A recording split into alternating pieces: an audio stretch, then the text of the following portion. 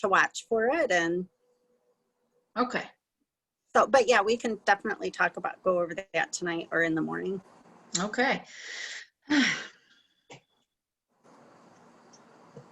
right, I'm gonna be typing notes. Okay. So I think I'll put myself on mute so people don't have to hear my keyboard the whole time. Thank you. We appreciate that. And I'll mute because I'm just a jerk. So until we've got comments to deal with, I'll be quiet. Okay.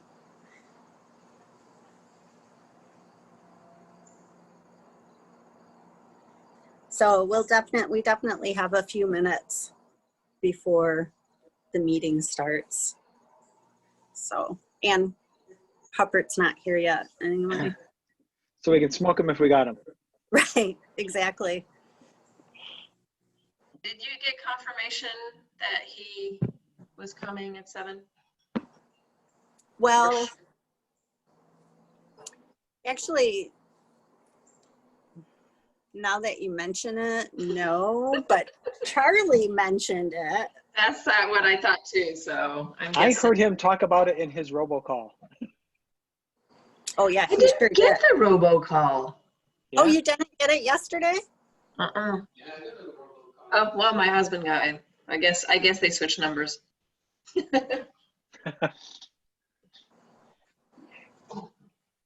Yeah, we have to my wife and I have to talk because not everyone gets everything. So it's a good way for us to sync up and make sure we know what's going on. Or sometimes Tim and I think, are hoping the other one got it and is dealing with it, and we purposefully don't say anything. Like, right. You got that, right? Oh, Brianna, the potato.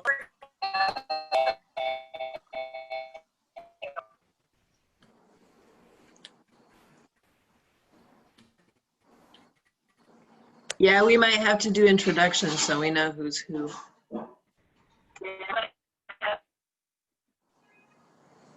Yeah, it'd be smart for the board to identify Sure. themselves.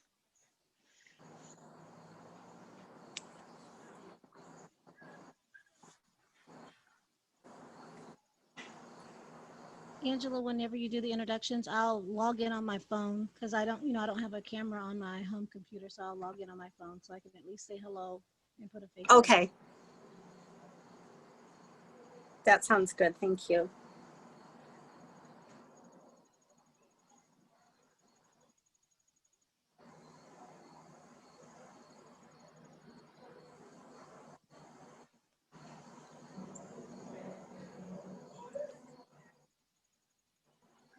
Honey? There you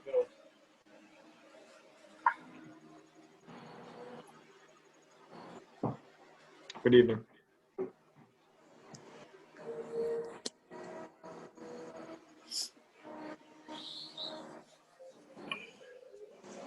We should have some kind of sweet PTSA graphic up I was thinking next time.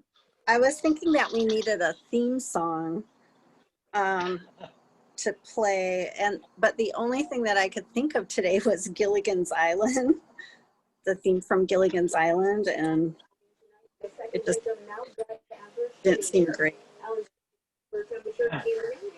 And I've learned there's a whole generation who does not know the theme from Gilligan's Island. Tragic. It's weird.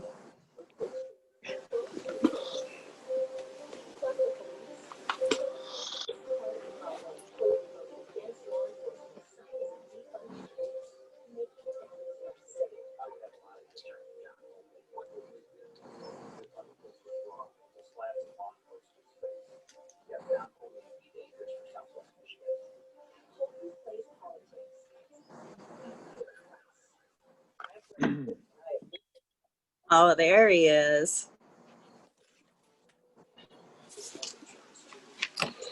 So, it is 7 o'clock, yes. So I guess we could officially call the meeting to order. Hello, everybody. So if if everybody just wants to mute themselves, I guess to eliminate background noise, that would be great.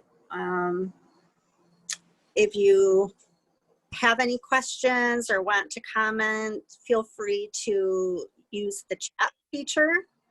And Stefan Hopkinson will be monitoring the chat feature. So we will be sure to get to your questions or comments as we go. And actually, if you want to send them privately just to Gail, right? No. So there was a document that people could put their questions on, but if you use the chat feature, Stefan is monitoring it. I can monitor it too. Okay. So typically, how we usually meet in person, but the last couple of meetings of last year have been virtual. So we will run these basically how we do a regular in-person meeting, which has a little bit of a parliamentary procedure to it. I'm not the best parliamentarian, so forgive me. I do have the gavel though, not on me right now, but so the first thing that we typically do in a meeting is just do a welcome, and then we talk about or approve our minutes from the previous meeting, and then approve the agenda, and then we just kind of go on. So we'll just start with brief introductions. Oh, and just to let everybody know, this meeting is being recorded by the Zoom recording thing. And then Paula, our secretary, is also taking notes for minutes. So anyway, my name is Angela, and I'm the president of the PTSA. Hello, welcome. I think there's some new people here, but I'm not really entirely sure because, faces, blank screens, I don't know. So anyway, welcome to everybody, and thanks for coming tonight. We will try very hard to keep this confined to 1 hour to be respectful of everybody's time, and nobody likes a boring meeting. So I'm not sure if we can keep it very snazzy, but we want to keep it moving. So I will ask the rest of the board if they could just introduce themselves, and then we'll get on with the approval of minutes. I'll go first. I'm Gail Thibault. I'm one of the vice presidents of the PTSA. This is my first year, but I have been at City with kids at City for a long time. So there you go. Hello, I'm Paula Foley. I am the secretary, and I have one kiddo who's a senior.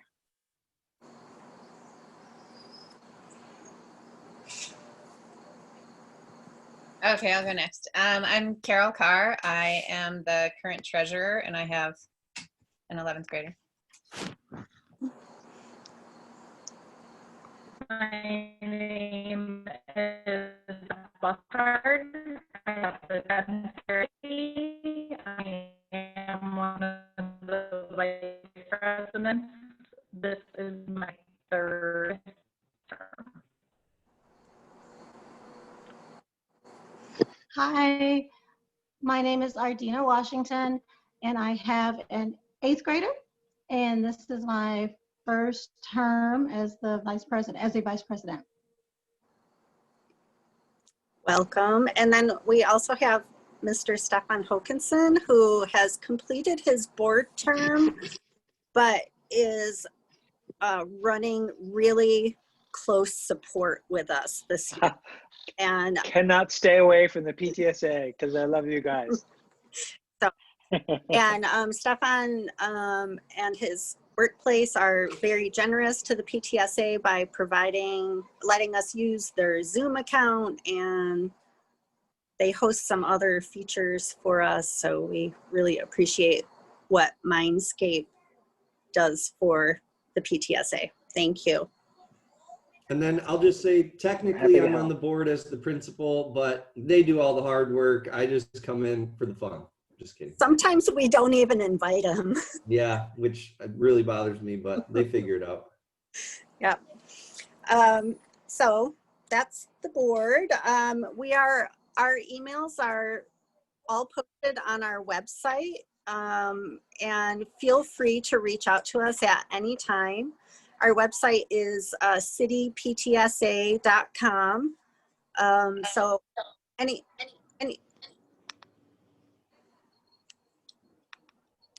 anytime you need anything, feel free to reach out to one of us.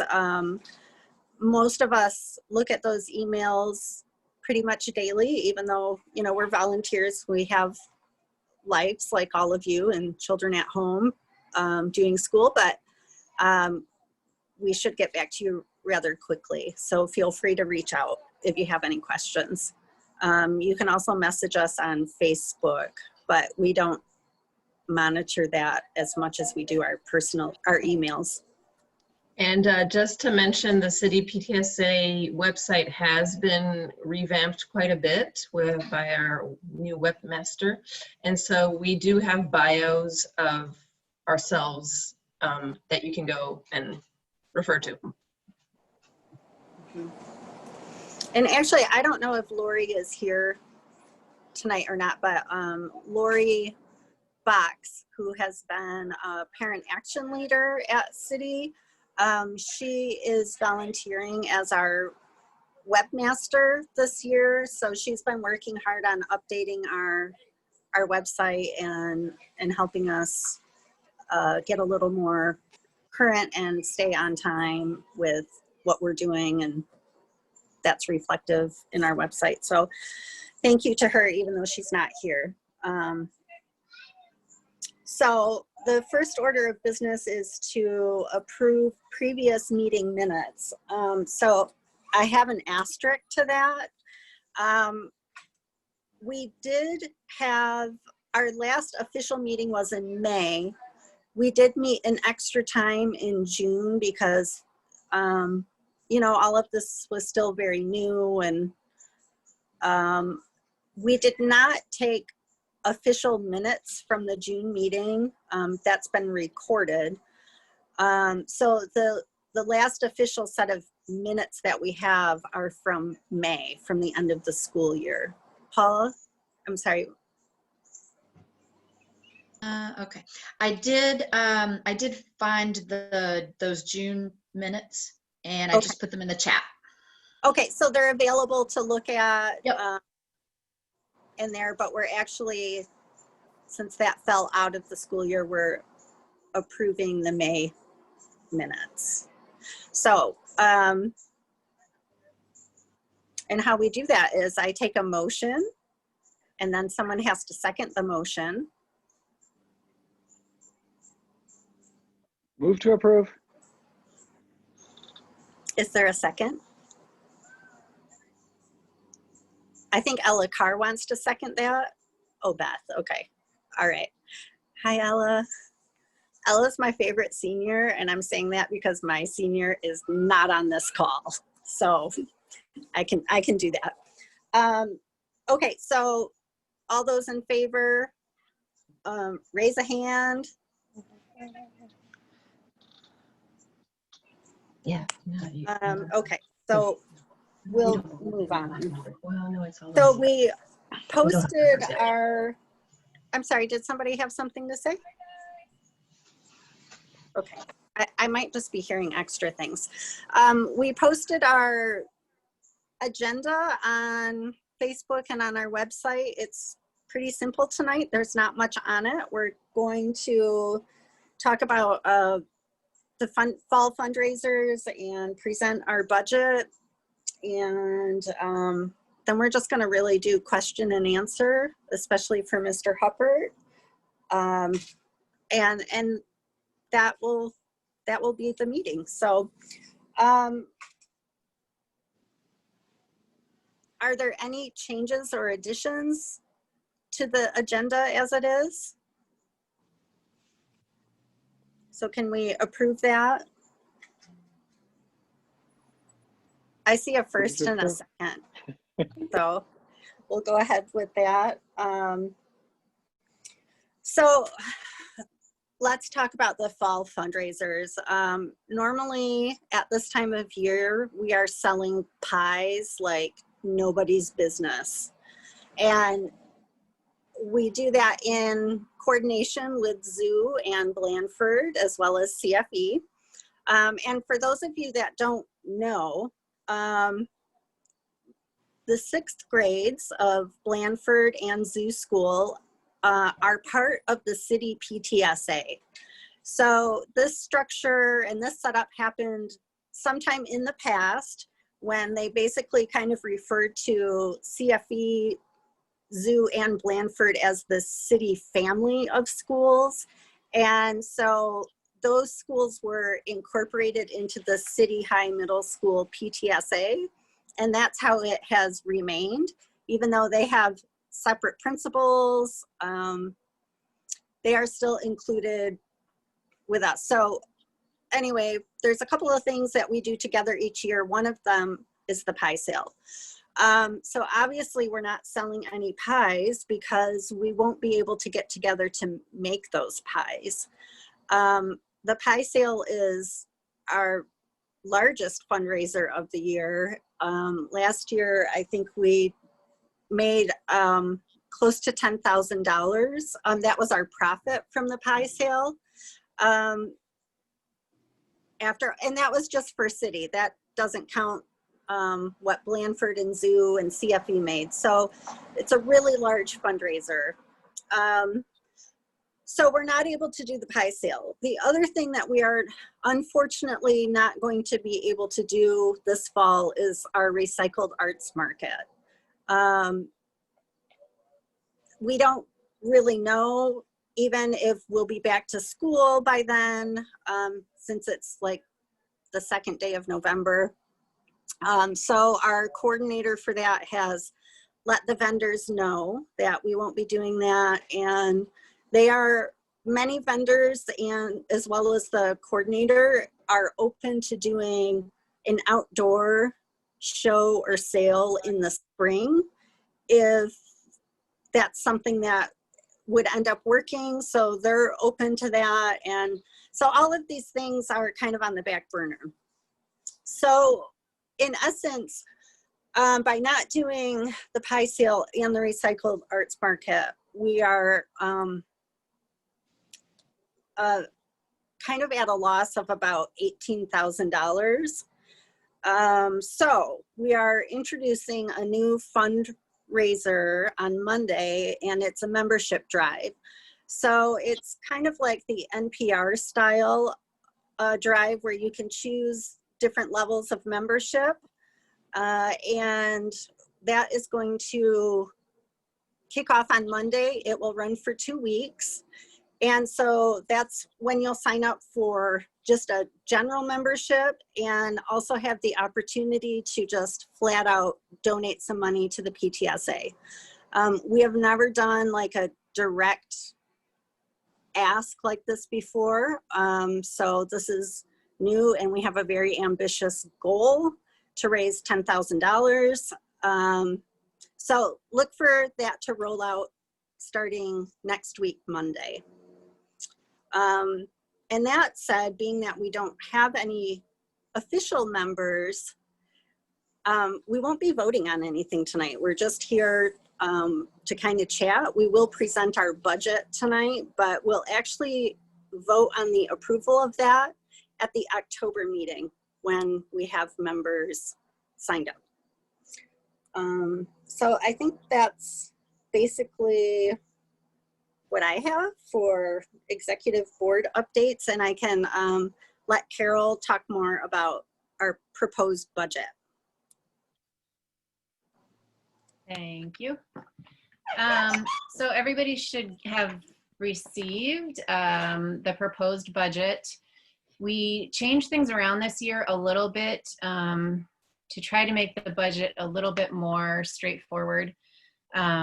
And so that we can kind of look at the big categories that PTSA supports throughout the year. Every year we roll over about $40,000. We're a member of the Michigan PTA. They hold our nonprofit status, our 501c3. So it's vital that we remain members of that state PTA. And in their best practices and recommendations, they do ask that we roll over a year's worth of funding every year.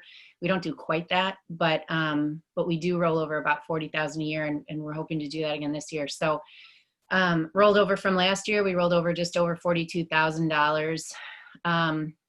As Angela said, our fundraising got trimmed way back. You'll see a lot of those line items that got zeroed out. We don't know what's going to happen with the chili cook-off. We don't know what's going to happen with the auction. So we're just kind of planning for the worst and hoping for the best, I guess. But you'll see a lot of those income lines zeroed out. And we're hoping that this fund drive that we're launching next week will make up for some of that. In our business, or in our expenses, you'll see kind of the general business expenses. And then really what the PTSA spends money on falls into pretty distinct categories. So the first is what we call community support, which is typically run through our counseling office. This is things like holiday gift cards or memorials and special recognitions. We buy refreshments for special occasions when the kids have something big going on, or conferences, or those kinds of things, job shadowing. We might do refreshments. So those kinds of community support things fall under one. Then we have sort of grade and classroom support. This would be musical theater, Chinese club, debate, different grade level things that they come and ask us for money for. So all of that kind of falls under grade classroom support. Then we have our teacher support. So we give a certain stipend to our teachers every year. And then we also have another fund that they can come and ask if they have specific projects. And so this year we kind of separated that out too. We have a teacher support fund that they can apply if they have something beyond that stipend. And then we also have sort of a student opportunity fund, because we often have student groups that have a great idea that they want to launch something at City, and they need, either seed funding or whatever. And so we have a fund for that as well. Then just beyond that, we have our principals fund, which is dependent upon our chili cook-off. So, fingers crossed that that's a go. We have the Hoven Camp Scholarship, and then our fund development expenses. So that's kind of the big chunks that it falls in this year. At the end of that budget, for those of you who want to look at it or are looking at it, I just put some notes, kind of some clarifying comments about things that people might have questions about, some specifics in there. And you can always email me, get in touch with me if you have questions, if things don't make sense to you, if you just generally want to know more about the PTSA budget. It should be noted that within the larger, broader PTSA budget, we do have separate funds.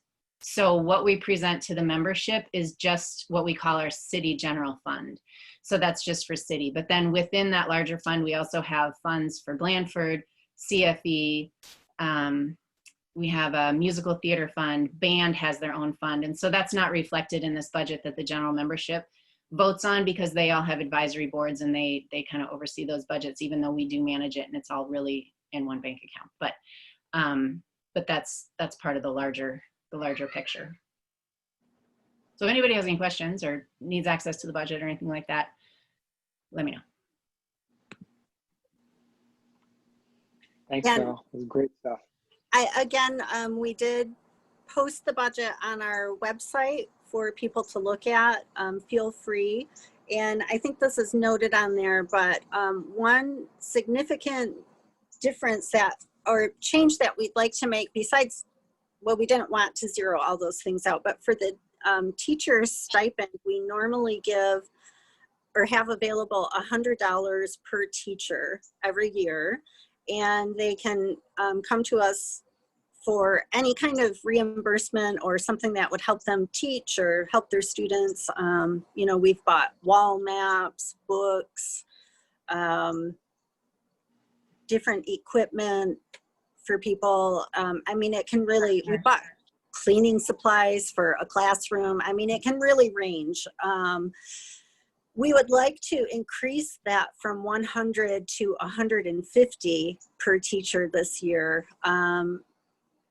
Actually, in a strange way, we feel like teaching from home or teaching remotely, whether they're at home or in their classroom, probably has definitely has its own sets of challenges, and there might be even more of a need this year than there has been in the past for teachers to get some extra support. So that's one thing that that is different from all the other years that we've done.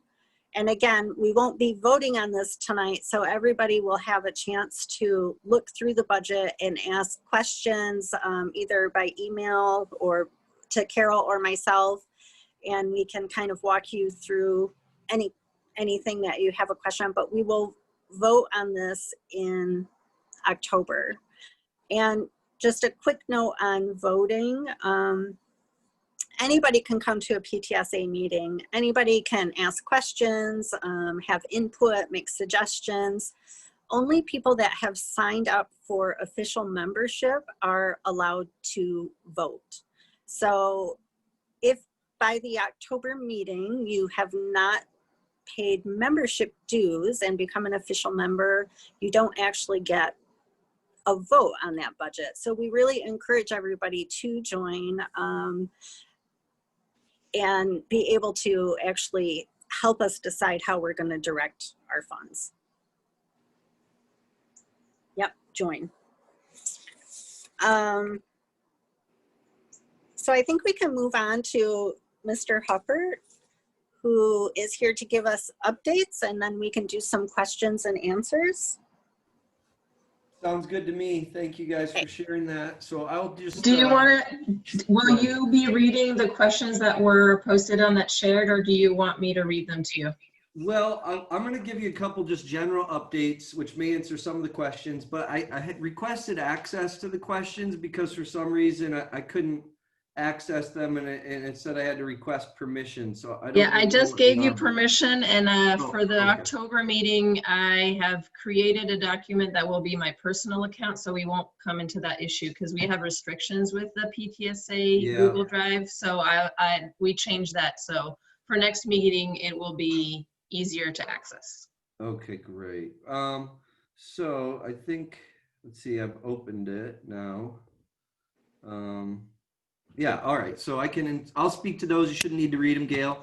But I will just kind of go over some general updates first. So thank you to those folks who joined our listening session last week. We had a listening session. It was a kind of a surprisingly small turnout. We expected droves of people, but I think hope that's a sign that we're communicating what we know well. And so we had probably a half a dozen community members from student, staff, parents, or students and families show up, and then several staff members.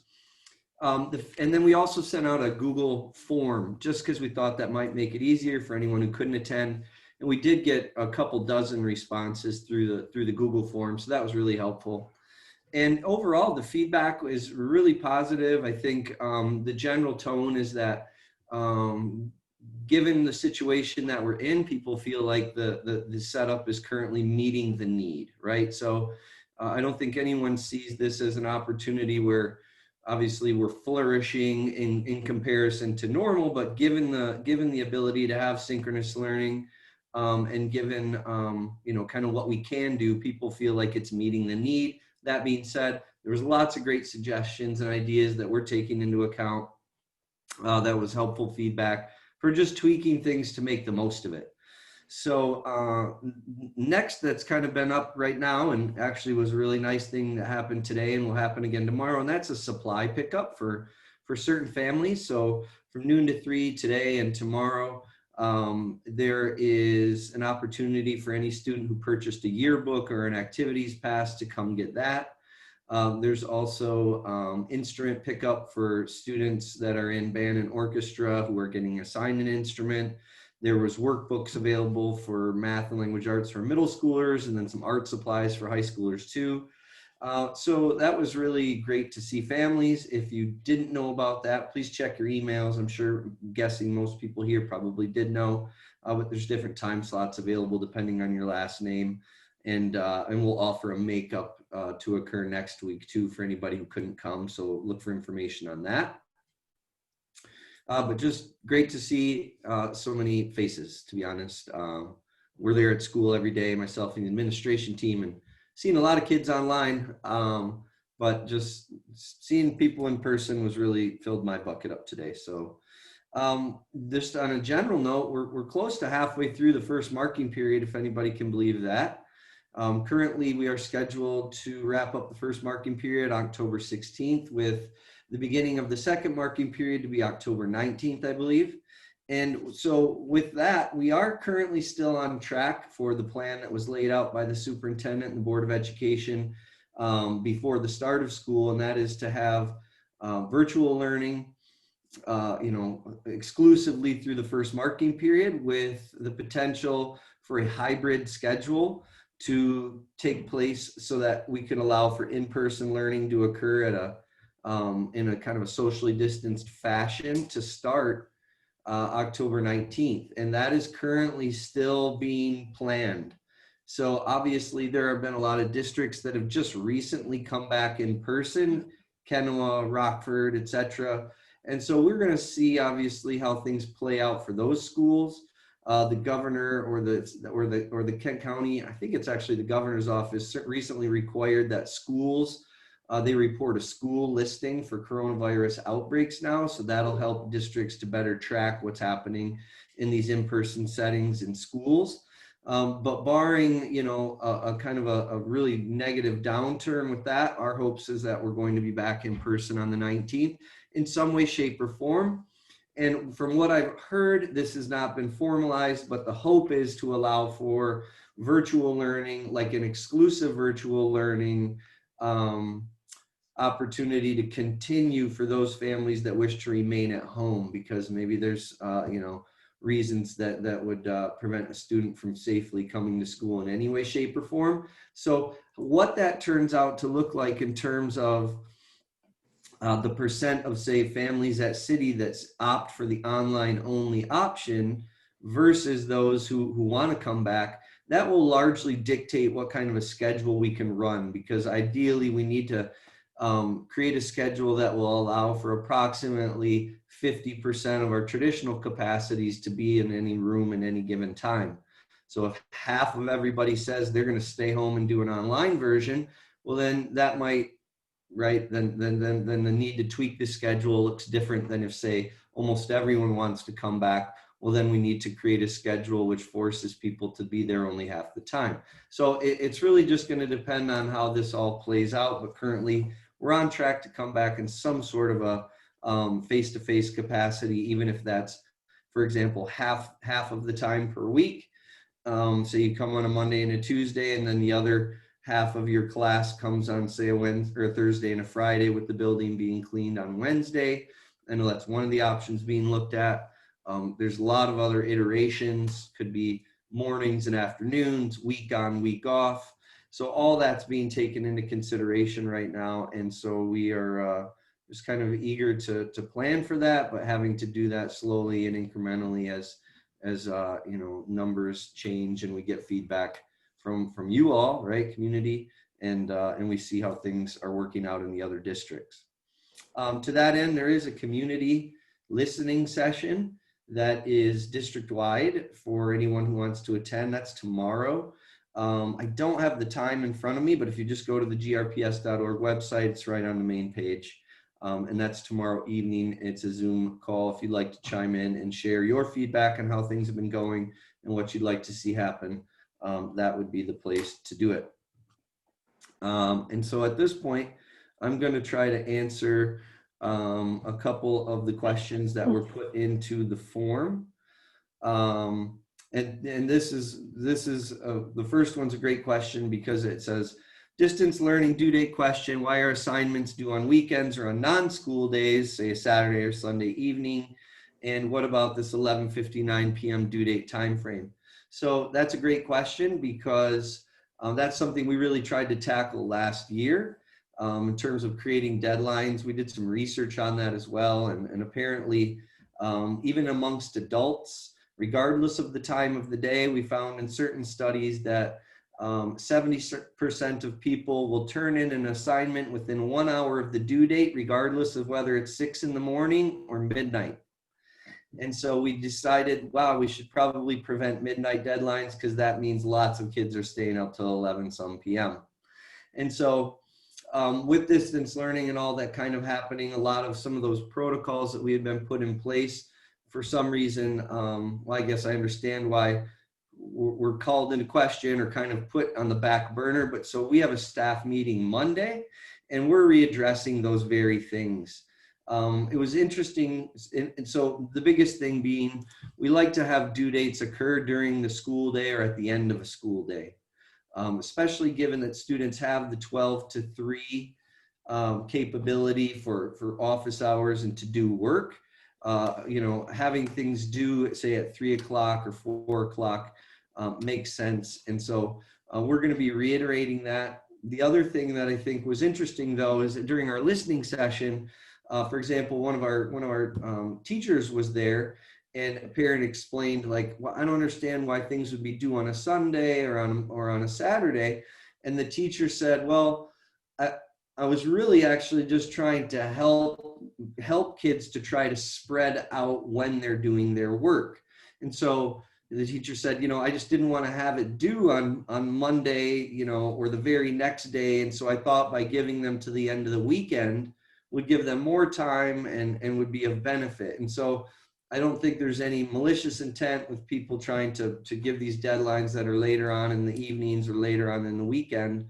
But we know that the end result is then that sometimes students procrastinate. And so we're going to be tweaking and readdressing that at our staff meeting on Monday. Second question here.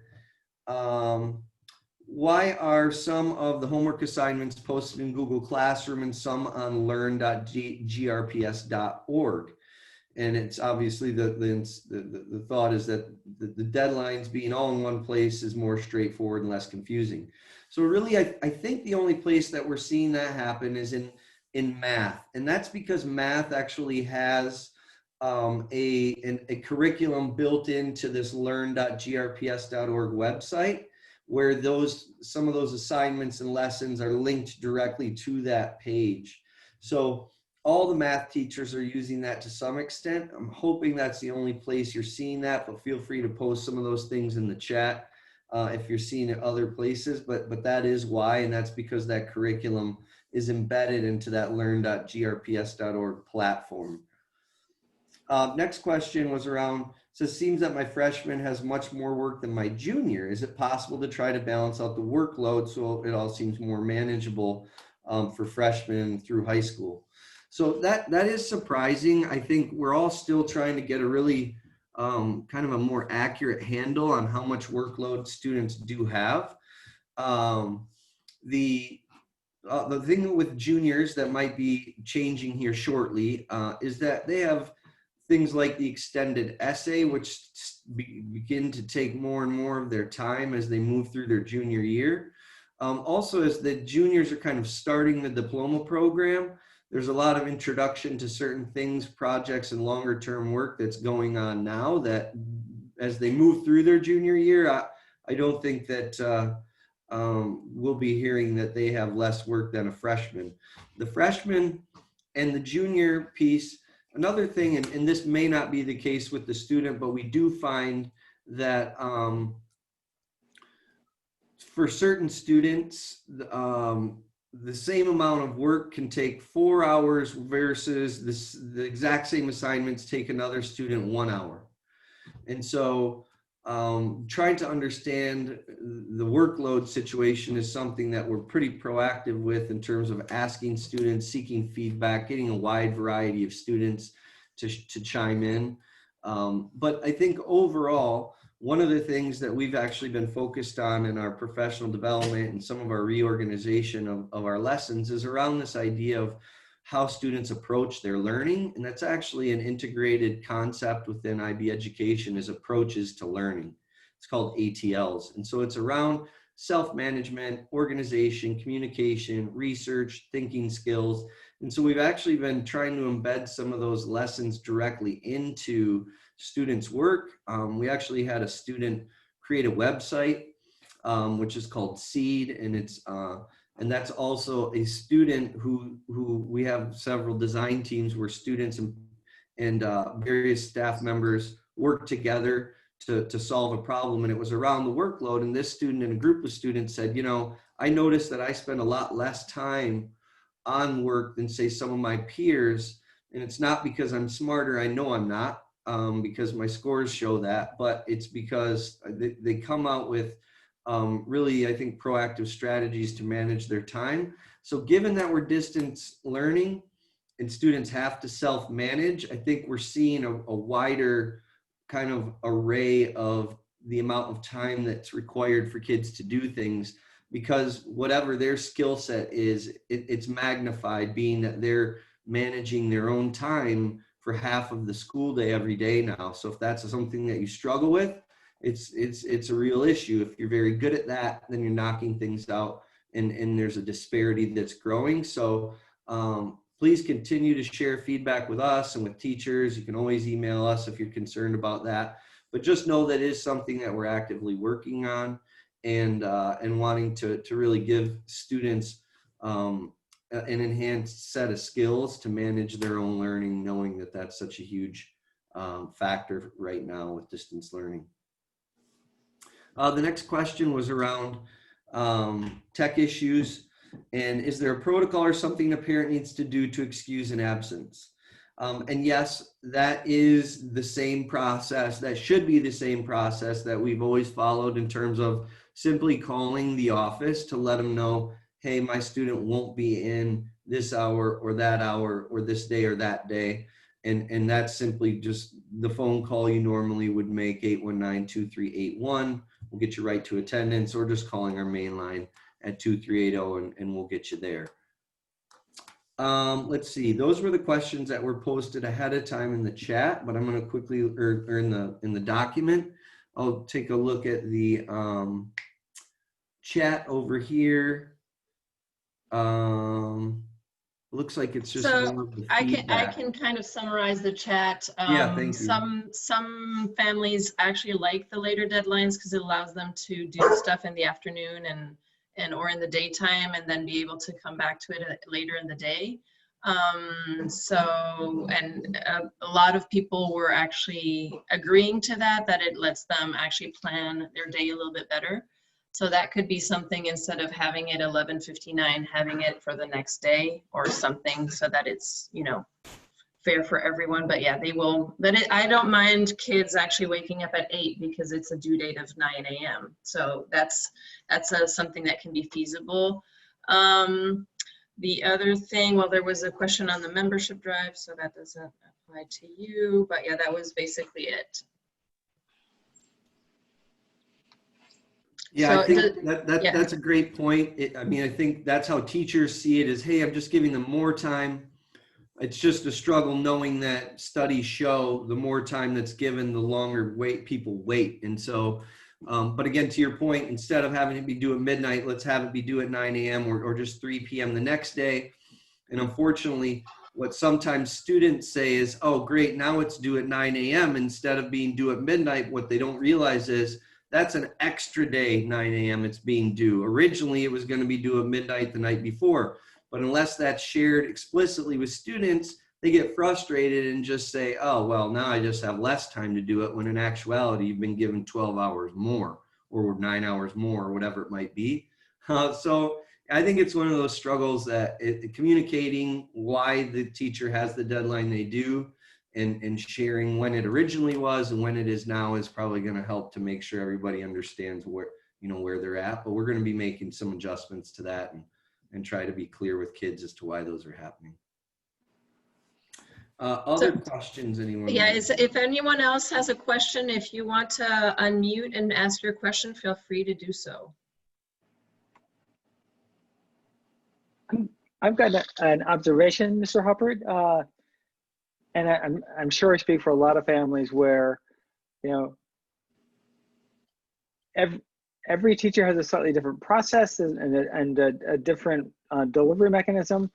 I know that it's going to take time, but the more consistency across all of those things is going to make it easier for everyone. We're trying to encourage our senior to be self-directed and own all of those things, but we're hearing there's just a lot of variety in terms of how information is communicated, how things are delivered. And I would say that since we're all virtual, the more consistency and that we do things one way all the time, I think that's going to be, I know it will benefit my son. It's probably going to benefit probably 900 other kids. Yeah, that's great feedback. And I think with distance learning, we see that as adults as well too, right? Oh, wait, what platform is this on? Is it on Zoom? Is it on Google Meets? We've seen it with our own staff too, that we've really tried to streamline where we share information, where they need to go to look for it, because otherwise the conversation that we're all having being immersed in this, it goes something like this. Check the email for the link to the drive that has a folder with several links in it to take you to a document with the real link, and everyone's really confused. And so we're all, probably a lot of us who have work to do online right now are living that professionally, but I know it's definitely a factor for our staff. And so that's a great piece of info. I appreciate you sharing that feedback. Consistency around how we're sharing information, where to look for it, what some of the parameters are for deadlines, really all those things, increasing our consistency. I think it's only going to help everybody. So I appreciate you sharing that. And if you want more information, I can send you a link to a folder to the drive with the document that has the links in it. Yeah, exactly. Okay, other questions anybody has?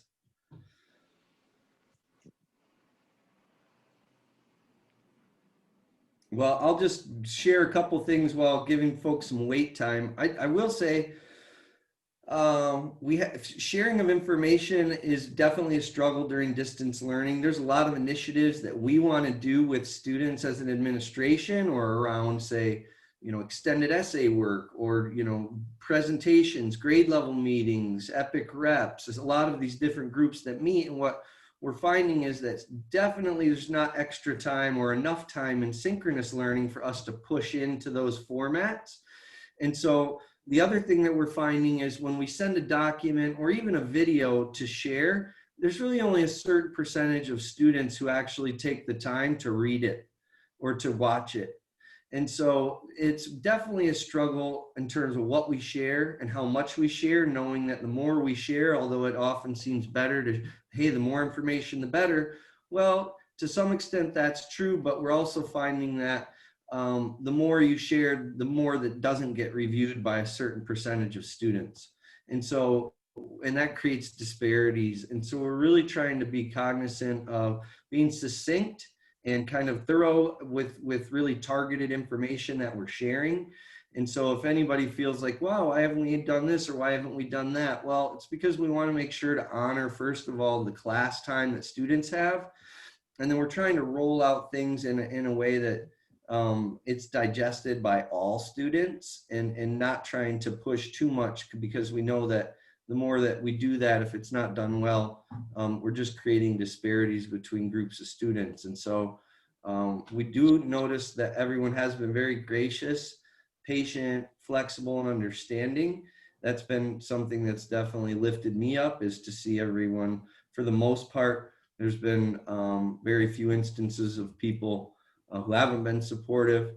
And so I appreciate people's understanding of the work we're trying to do, and that everyone doesn't always see all of the work that's going on behind the scenes, but we really are appreciative of everyone's patience and understanding with that. Ruth, did you have a question?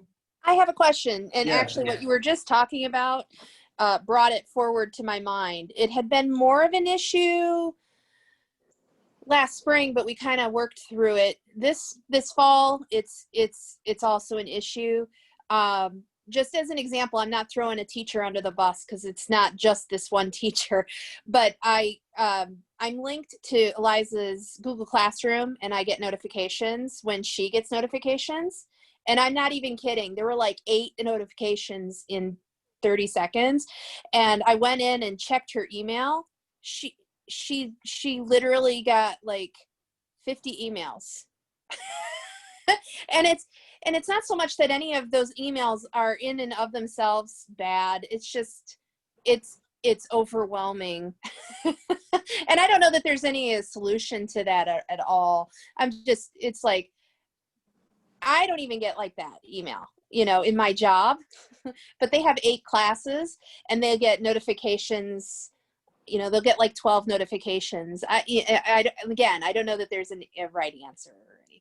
It's just very overwhelming. No, that right there highlights it. And so you can turn off notifications for a classroom, but then you miss maybe an important one. If you leave them on, then anytime the teacher posts a comment in the stream, anytime that they assign a new link, sometimes they'll post, say, here's your assignments for the week, and they might be 3 or 4 separate little posts with some comments in the stream. Well, there's your 6 or 8, notifications right there. So I wish I could say that there's a good solution to that. I think as teachers, again, that's the feedback we need to hear though. So as we get smarter and we can share with teachers, look, it's best if you can, streamline all of your kind of key information so that results in one posting with one notification. There's a better likelihood kids are going to be reading the notifications. But I'm actually a member of every Google Classroom in the entire school. And so, the notification, I have to turn them off, obviously, because there's hundreds, if not thousands a day. And then even when I go to load if I open Google Classroom, even on a great connection with a great computer, it takes minutes and minutes just for the folders to pop up because there's hundreds of them. Yeah. And so kids feel that too, right? It's an overwhelming system. Well, and they don't have even the 10 or 12 or 15 years that we've had to kind of grow with the technology. Yeah. It's all boom right there. And so, it's very overwhelming. And students with any kind of mental health issues at all, and it's very triggering. So, I mean, I hate using that word triggering because it gets well overused, but it can cause someone to just shut right off. Absolutely. No, that's great feedback, and that's something we'll definitely be sharing with teachers and helping to make sure that we can try to streamline that. Again, I think that's a key aspect to reduce everybody's overload and anxiety. She has a question. Yes. Sorry, I have a question. I'm not Gail. I'm Elizabeth. Hi, Elizabeth. Hi. My question is about attendance. I'm not on any of these meetings, but what my daughter is sharing with me is that attendance can sometimes take a large chunk of the synchronous time. And so at your meeting on Monday, I don't know if that's something that can just be discussed to think about whether there are ways to streamline that. Yeah, I know that one teacher is doing something that I found really, first of all, fun because she gets to know the teachers. Is she just asks a question and she asks the kids to reply within the first 5 minutes so that then she sees who's there. And first, she does make it fun, and I think that makes her, but at least I don't think so she can probably scroll down and see who's there instead of literally just going through everyone's name. So that might be a good solution. Yeah, those are good solutions. That is something. So we sit in on, I join a lot of the Google Classrooms and throughout a day, and it's like, wow, attendance takes a really long time. And so we've shared with staff a variety of different strategies like that one you mentioned. The other challenge is that a lot of students think it's clever to rename their name. So at any point, anyone can rename their name. And so we've asked teachers to tell students to all use the same format, which is last name, comma, first. But again, that doesn't always happen. So then they pose their question or they type their name in the chat or whatever, and the teachers have to go back and figure out who that is. But those are all, I guess, part of the challenges with distance learning that we're we are getting better at. And so I think the good news is every week we do this, we do get a little more streamlined, a little more consistent, a little more strategic. And shoot, by the time we get this down pat, we'll be back in person, hopefully. What we are trying to get better at is those suggestions that help. So thank you. I'm definitely making notes right now as we speak. Mr. Huppert, a quick comment, if you could pass along to the administration at Franklin campus. We just got a letter the other day specifically addressing the issue of depression. And we were really grateful to receive that letter. We thought, you know, it was directed to our son, not to us. And we really appreciated hearing that directly, that this is a trying time for everyone. It was just a really nice thing. So if you could pass along our appreciation, we thought it was just a really thoughtful, good move. Yeah, thanks for sharing that. Yeah, my son opened his yesterday, and he said, "Oh, that's really nice." You know, he said it was good to hear his feedback from it too, that it was to him and for him and addressing that concern. So I will share that. Thank you for noting it. I just want to jump in just to give a time notice. It's 7:50. We can continue with a couple more questions, but I just want to make people aware of the time, so we end on time. I just have one very quick last one, and I just want to say, as a new parent to City, to Mr. Huppert and your team, I just really appreciate everybody on the admin team, how hard they're working, how available they've been, how responsive they've been. So thank you, and please pass along my gratitude to them. Yes, thank you. I will. That's much appreciated. Thank you. Appreciate that. And welcome to City, by the way. So Maddie was saying that one of her teachers just asks the students to enter their name when they enter the Zoom, and that's how they take attendance. So she just wanted to make that comment. Yep, that's a good one. Thanks, Maddie.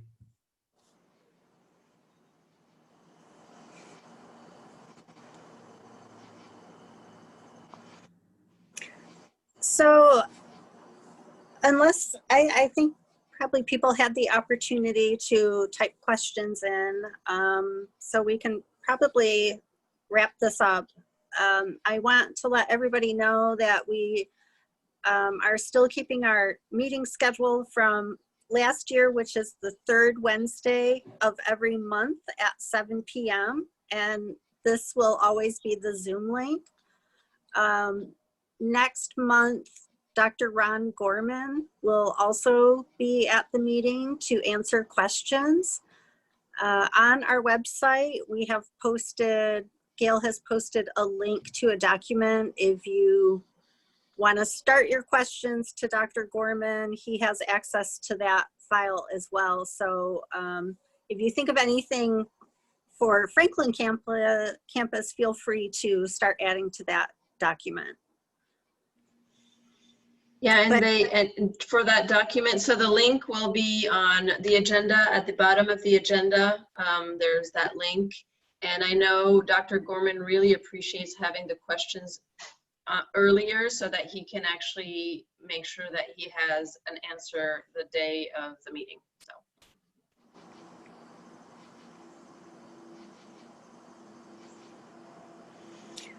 Okay, I think that we could probably entertain a motion to adjourn. I second. Okay, so thank you everybody for coming, and please continue to email us with any questions. We're happy to get back to you, but I appreciate everybody taking time out of their evening to join us tonight. And thank you, Mr. Huppert, for being available for questions. Yeah, thanks everybody. Appreciate you guys. Have a great rest of your night. Bye.